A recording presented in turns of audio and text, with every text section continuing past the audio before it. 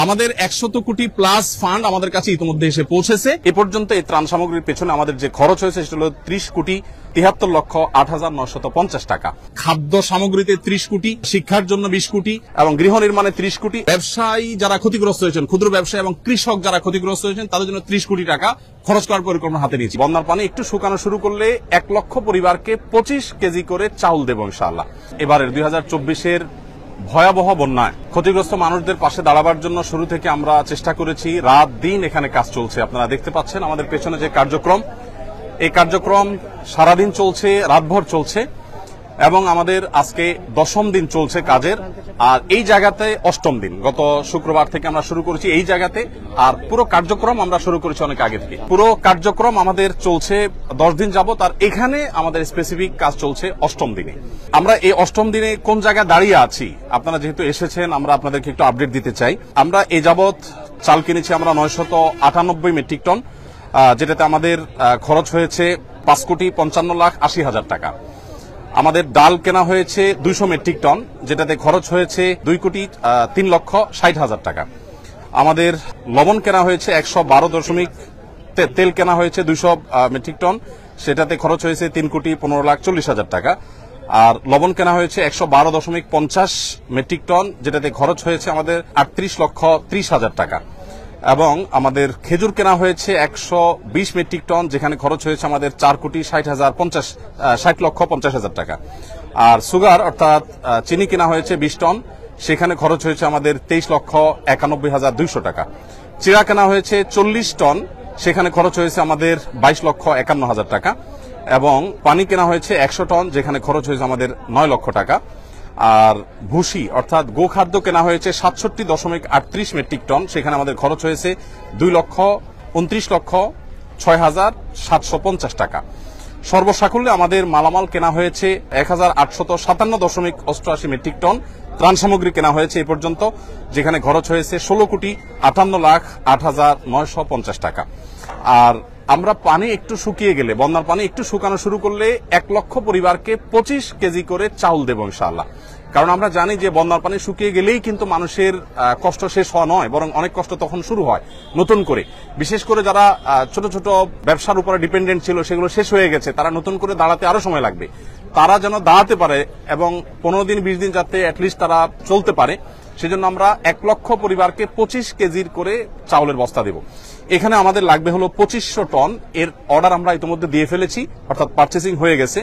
আগামী 3 বা 4 তারিখ ইনশাআল্লাহ, 3 তারিখে মাল ডেলিভারি পাবো, 4 তারিখ থেকে আমরা ডিস্ট্রিবিউশন শুরু করব। ফেনীর যে সমস্ত এলাকা শুকিয়ে গেছে সেই এলাকাগুলোতে বিশেষ করে। সেখানে আমাদের খরচ হবে 14,15,00,000 টাকা। সর্বসাকুল্যে আমাদের মোট মালামাল যেটা এই পর্যন্ত আমরা কিনেছি, যার কিছু প্রস্তুত হয়ে বিতরণ হয়ে গেছে, কিছু প্রস্তুত হচ্ছে, আর কিছু ডেলিভারির অপেক্ষা আছে, সব মিলিয়ে দাঁড়াচ্ছে হলো 4,357.88 মেট্রিক টন ত্রাণ সামগ্রী। এবং এ পর্যন্ত এই ত্রাণ সামগ্রীর পেছনে আমাদের যে খরচ হয়েছে সেটা হলো 30,73,08,950 টাকা। আপনাদেরকে একটু জানিয়ে রাখতে চাই, আমাদের এ পর্যন্ত যে ফান্ড আমাদের কাছে এসে পৌঁছেছে, আপনারা সাংবাদিক ভাইরা বারবার আমাকে প্রশ্ন করেছেন কত টাকা এসেছে। আমরা ফিগারটা এক্সাক্ট আপনাদেরকে বলতে পারিনি। গতকাল অর্থাৎ বৃহস্পতিবার একেবারে অফিস শেষে আমাদের কাছে যে আপডেট এসেছে আমাদের অ্যাকাউন্টস থেকে, সেটা হলো আল্লাহ তাআলার অশেষ অনুগ্রহে, সাধারণ মানুষের আস্থায় আমাদের ত্রাণ তহবিলের টাকা 100 কোটি ছাড়িয়েছে। অর্থাৎ 100 কোটির বেশি ফান্ড আমাদের কাছে চলে এসেছে। এই ফান্ডটা আমরা কিভাবে খরচ করব আপনাদেরকে একটু আমরা জানিয়ে রাখতে চাই, আপনাদের মাধ্যমে মানুষকে আমরা জানিয়ে রাখতে চাই। প্রথমত একটু বলে রাখি, আসুন্নাহ ফাউন্ডেশনের সমস্ত প্রজেক্টগুলো বাস্তবায়ন করার আগে আমরা পাবলিকলি ঘোষণা করে বেনিফিশিয়ারি নির্বাচন করি, যাতে কোনো প্রকার পার্সিয়ালিটি না হয়, প্রত্যেকে যেন সমানভাবে পায়, ধর্ম বর্ণ নির্বিশেষে যেন সবাই সুযোগ সুবিধা পায়, সেজন্য আমরা বিশেষভাবে মনোযোগ রাখি। আর আমাদের প্রজেক্ট বাস্তবায়ন শেষে আমাদের প্রত্যেকটা টাকার হিসাব পাই করে আমরা সোশ্যাল মিডিয়ার উন্মুক্ত প্ল্যাটফর্মে দিয়ে থাকি। আমরা 2022-এর বন্যায় অর্থাৎ সিলেটের বন্যায় 18 কোটি টাকার কাজ করেছিলাম, তার প্রতিটি টাকার হিসাব আমরা সোশ্যাল মিডিয়াতে দিয়েছিলাম। তেল কোন কোম্পানির কত টাকায় কিনেছি, আমরা কি পরিমাণ কিনেছি, লবণ, চাল, প্রত্যেকটা জিনিস আমরা ডিটেল এভাবে দিয়ে থাকি। তো এবারও ইনশাআল্লাহ তার ব্যতিক্রম হবে না, প্রত্যেকটা টাকার হিসাব আমরা যথারীতি ইনশাআল্লাহ যথাসময়ে দেব আল্লাহ চাহেন তো। এখনো পর্যন্ত আমাদের এখানে ত্রাণবাহী 80টি গাড়ি গত কয়েকদিন আমাদের স্পটে পৌঁছেছে।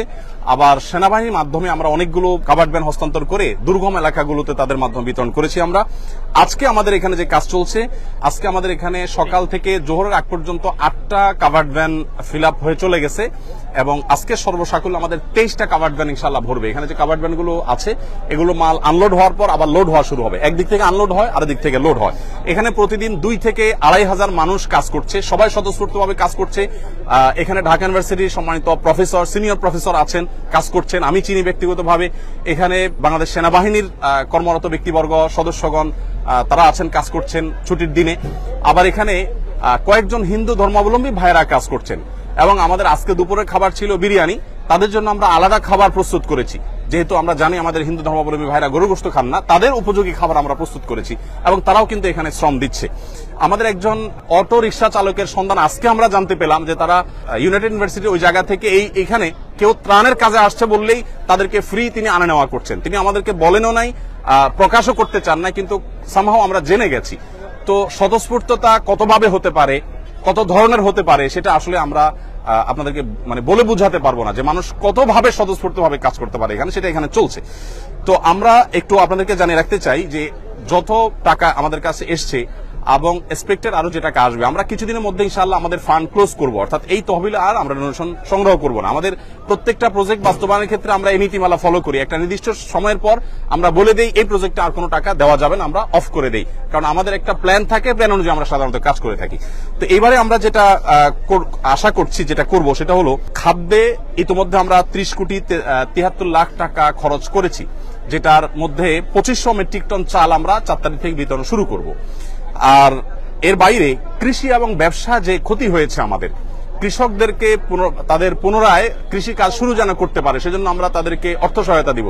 আমরা আসুন্নাহ ফাউন্ডেশন থেকে ক্ষুদ্র ঋণ, সেটা আপনার সুদমুক্ত হোক আর সুদযুক্ত হোক, কোনোভাবে আমরা সুদ ঋণ দেই না, বরং আমরা সম্পূর্ণ ডোনেশন দিয়ে তাদেরকে দাঁড়াবার জন্য আমরা সহায়তা করি। তো সেই জায়গা থেকে কৃষি এবং ব্যবসা বলতে ছোট ছোট ব্যবসায়ী, একজন মুদি দোকানদার, তার দোকানটা পুরোটা পানিতে শেষ হয়ে গেছে, তখন তাকে আবার একটা দোকান আমরা দাঁড় করে দেওয়ার জন্য কাজ করব। এই খাতে আমরা 30 কোটি টাকা খরচ করার পরিকল্পনা প্রাথমিকভাবে হাতে নিয়েছি, যে আমরা কৃষি এবং ব্যবসায় 30 কোটি টাকা খরচ করব। আমরা জানি যে প্রচুর মানুষ গৃহহীন হয়ে গেছেন। যারা গৃহহীন হয়ে গেছেন সেই মানুষগুলোর জন্য আমাদের পরিকল্পনা হলো যে আমরা 30 কোটি টাকা ইনশাআল্লাহ খরচ করব এই খাতে। অর্থাৎ যারা গৃহহীন হয়ে গেছেন, কাউকে হয়তো আমরা 10,000 টাকা দিয়ে সহায়তা করব, কাউকে 20,000 দিয়ে, কাউকে 1 লাখ দিয়ে। এটা ভ্যারি করবে যে কার অবস্থা কতটুকু, অর্থাৎ ক্ষতি কি পরিমাণ হয়েছে। কারণ আমরা জানি সবার একরকম ক্ষতি হয় নাই, কারোর একেবারে শেষ হয়ে গেছে সব, তাকে হয়তো 1 লাখ টাকা আমরা দিব। 1 লাখ টাকা বলতে 1 লাখ টাকা আমরা একসাথে দিয়ে দিব না, তাকে একটা নির্দিষ্ট সার্টেন অ্যামাউন্ট দিয়ে বলবো এই পর্যন্ত আপনি কাজ নিয়ে আসেন, তারপর আপনি দ্বিতীয় কিস্তি পাবেন, তারপর তৃতীয় কিস্তি পাবেন, যাতে করে টাকাটা পেয়ে গরিব মানুষ নষ্ট করে না ফেলে। এবং সমস্ত টাকা আমাদের অনলাইনে আমরা দিয়ে থাকি, মোবাইল ব্যাংকিং এর মাধ্যমে। নগদ কোনো টাকা আমরা সাধারণত দেই না, কারণ এখানে ট্রান্সপারেন্সির যে জায়গাটা সেটা তখন পরিচ্ছন্ন থাকে। কারণ যাদের মাধ্যমে আমরা দেবো তারা তো ভলান্টিয়ার, কারোর কাছে আমি টাকা দেবো সে আবার হস্তান্তর করবে, এটা আমরা করি না।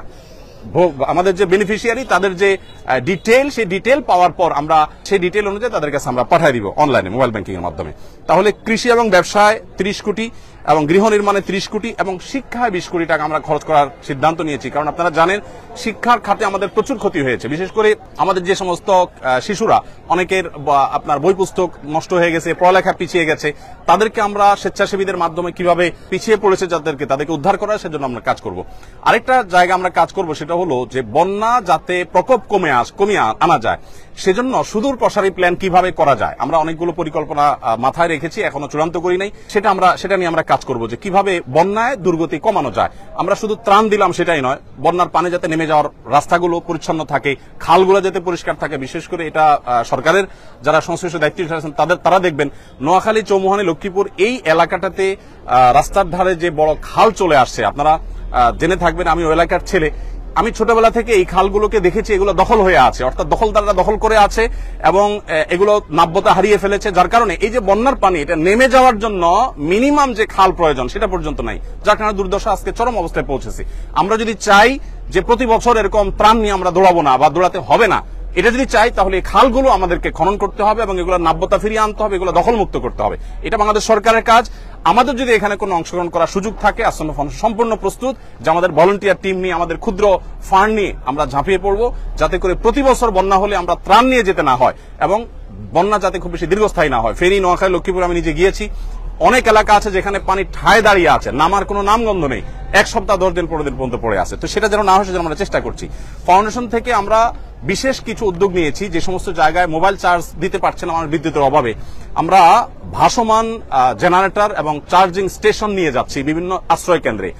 দেখা যায় যে কলার ভেলায় করে কিংবা কোনো টায়ারে করে আমরা জেনারেটর নিয়ে যাচ্ছি। ইউনাইটেড ইউনিভার্সিটির এবং ইস্ট ইউনিভার্সিটি স্টুডেন্টরা অনেকে আমাদেরকে জেনারেটর দিয়েছে, এসিআই আমাদেরকে কিছু জেনারেটর দিয়েছে, আমরা নিজেরা কিছু জেনারেটর ভাড়া নিয়েছি। এগুলো দিয়ে আমরা আশ্রয় কেন্দ্রে একসাথে 30-40টা মোবাইল চার্জ দিতে পারছি। তারা 7 দিন 8 দিন পরিবার সাথে যোগাযোগ করতে পারছেন না। এবং সেই সাথে জেনারেটর দিয়ে আমরা অনেক বাড়িতে পানি তুলতে পারছেন না বিদ্যুৎ না থাকার কারণে। তাদের আপনার স্যানিটেশন সিস্টেম ভেঙে পড়েছে, তাদের ওয়াশরুমগুলোতে পানি নাই, তাদের খাবার পানি নাই। তো আমরা এক্ষেত্রেও ভাসমান জেনারেটর নিয়ে বাড়ি বাড়ি গিয়ে আমাদের ভলান্টিয়াররা তারা তাদের মোটর চালু করে পানি ট্যাঙ্কিতে ভরার ব্যবস্থা করছেন।